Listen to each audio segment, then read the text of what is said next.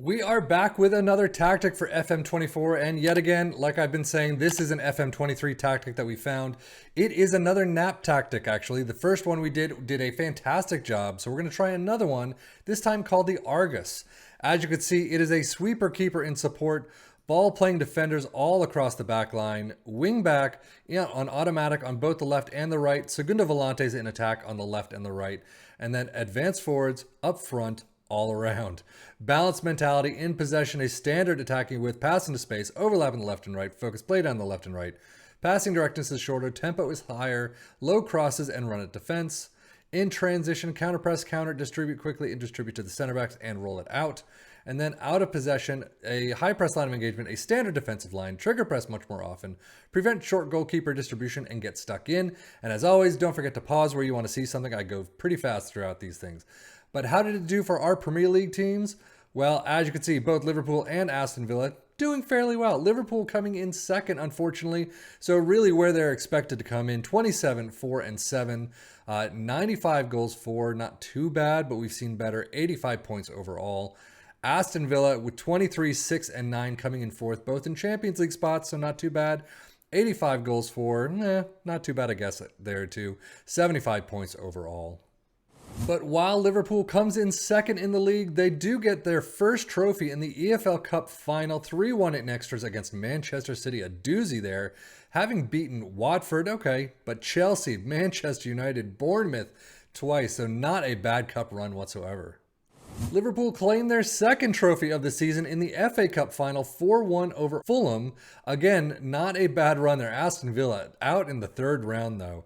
Swansea, Everton, that's probably a fantastic one for them. Newcastle, Arsenal in the semi-finals, 2-2 in penalties. Not bad at all.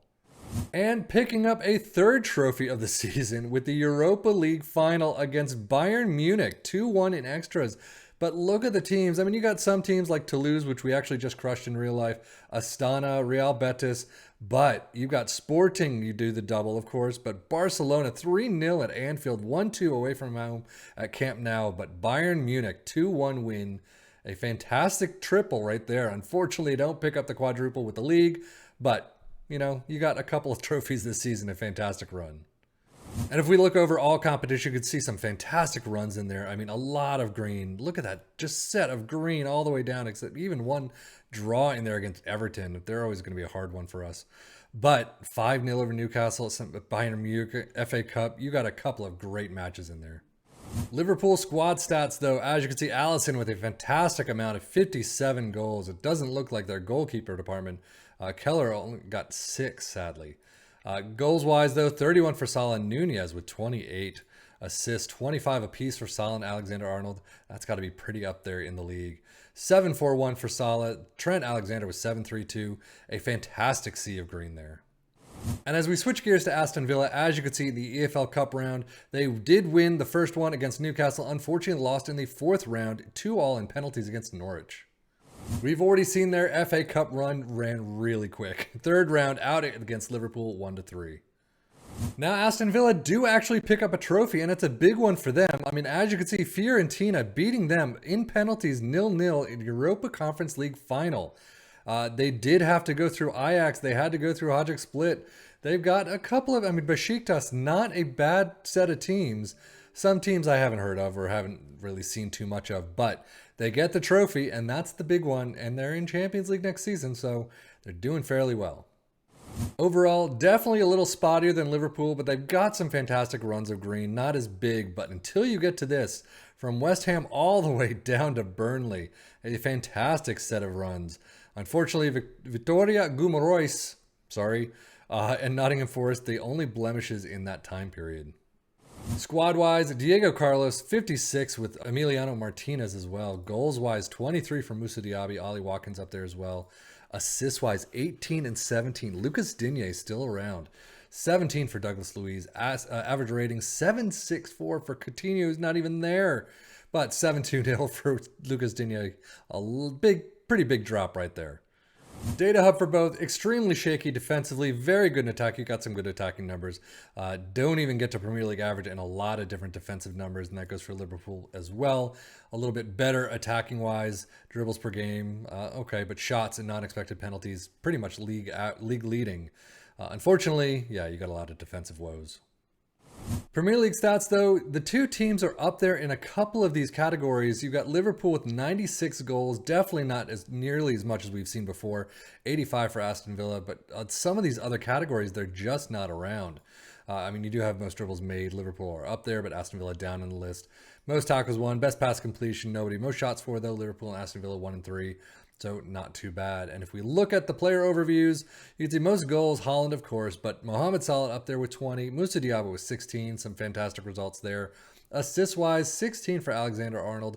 Salah, Digne, and Nunez all up there as well.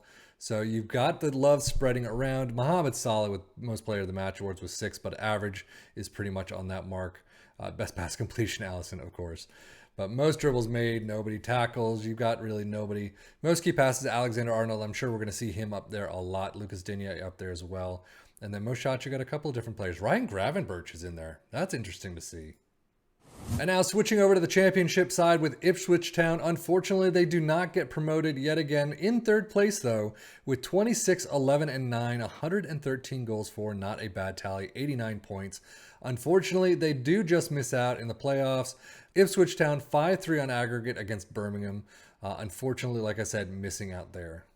You can see EFL Cup and FA Cup out in the quarters, out in the third round. So unfortunately, they do lose out to Fulham. And overall, they've got some great pockets of points, but unfortunately, they're just broken up by a couple of just draws or losses here and there. The end of the season, not nearly as fantastic as the beginning.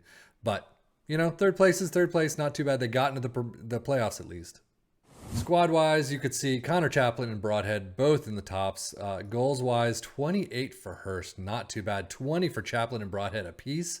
Assists-wise, 11 for Chaplin. So they don't have the assists. I mean, it's spread out, but not a lot of good double-digit numbers. Wes Burns with 8 as well as Clark. Average ratings, not nearly as much as you'd like to see. 7.3 for Tete Yengi, though. Overall, not too bad. I mean, it got them up into the tops of the charts, but unfortunately not enough to get promoted.